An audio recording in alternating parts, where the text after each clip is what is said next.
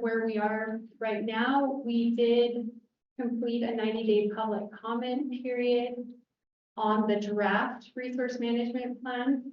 And with that, we received approximately 7,000 comments. Of those, about 1,600 of them were unique. The rest, which is about 5,000, were form letters that we received from various groups. And off to the left-hand side, you'll see the affiliation of submissions. We received 2 from other federal agencies, 6 from state agencies, 5 from local government, 4 from various tribal nations, and then 35 from non-governmental organizations.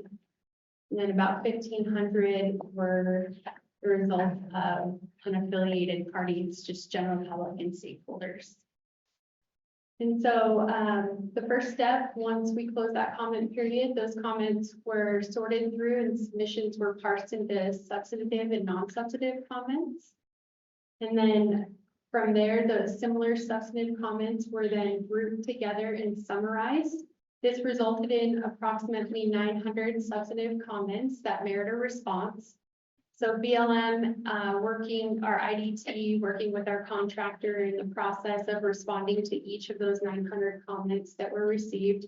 The result of that, there will be a comment response document within the appendix of the FEIS that will have those individual responses from the BLM to those categorized substantive comment categories. Next, please. Just one question, I'm just curious. Is there a way to sort how many came from outside the area, like Eastern US, or if they were local comments? Is there a way to sort through those? Yeah, so depending on what information was provided and how they submitted their comments, the majority of our comments were submitted through the BLM's e-planning NEPA register site. And on that, the individual commenters have the opportunity to provide that information. And I don't have it available, but I can look into it and then make note also if that's something of interest, we can make sure that that's hit on within that comment submission document. Okay. Yeah. Thank So just depending on what's available, but what is available, we can certainly share. Okay. Are they categorized pro, con, or we don't care? No, so part of determining whether they're substantive or not, we have our land use planning handbook, which identifies different categories of that would merit what would be considered a substantive comments. And as far as like we agree, we don't agree, or we don't like what you're doing, those would fall outside of the substantive comments. And so those ones were not what we would consider the unique comments responded to. Unique comments would result in questioning of analysis, requesting that additional considerations be implemented, or whether or not we didn't meet our obligation regulatory wise, and there's a list of those types of things. But we generally summarize that we did receive X amount of comments that supported a certain alternative or were not in support of a certain alternative.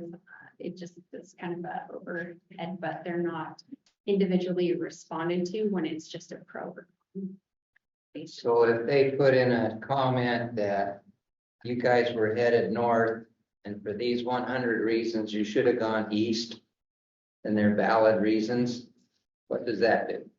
If if that was, and they gave like a rationale as to why we should have considered doing those X, Y, and Z things, those would be responded to. It's just the ones that simply state a position and don't provide a rationale as why BLM should consider that, those would fall out. So ones that make a point and fairly state their point, those will have comment responses, whether or not you see it individually verbatim, or if we receive, say, 100 comments that were related to consideration of